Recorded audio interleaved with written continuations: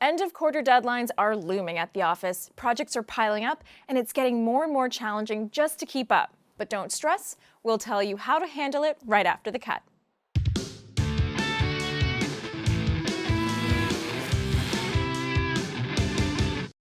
Hi everyone, this is the first video of the last part of our Job Hunt series, and we're calling this part the first 3 months on the job. This part of the job hunt is important because at this point you've been hired, but you're still in that 3-month probationary zone where the employer can judge whether you're living up to their expectations. Do well and you'll keep that job you worked so hard for. Fall behind, and you might end up back to sending resumes, an outcome that's way more likely for students and new grads who aren't yet used to life at the workplace. But don't worry, as always, we've got your back. Today, we're covering how to deal with seasonal work stress. The thing is, at different points of the work year, you'll find yourself sailing from project to project and taking more coffee breaks than usual. Then, it hits you.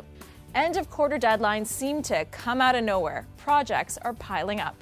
Every company has specific times in the year where they're way busier than normal. Surviving those times all comes down to how you handle it.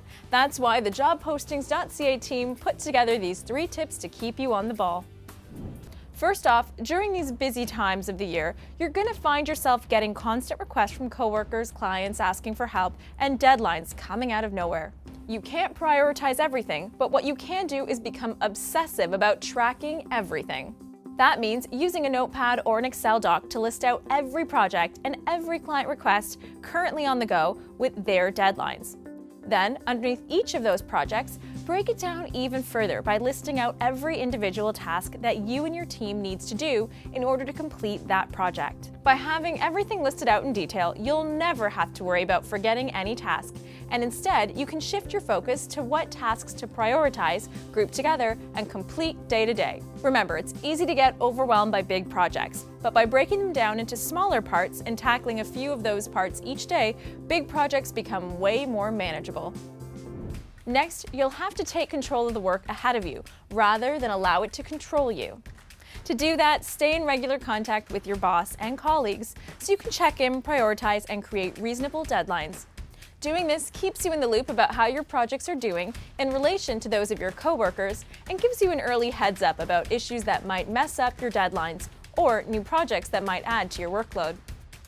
And finally, our last tip is to make sure to schedule in some me time for yourself. These seasonal work spikes will take a lot out of you, and if you don't learn how to pencil in some time to relax or even get enough sleep, then not only will you burn yourself out, but your work will suffer also. Either way, it's not worth it.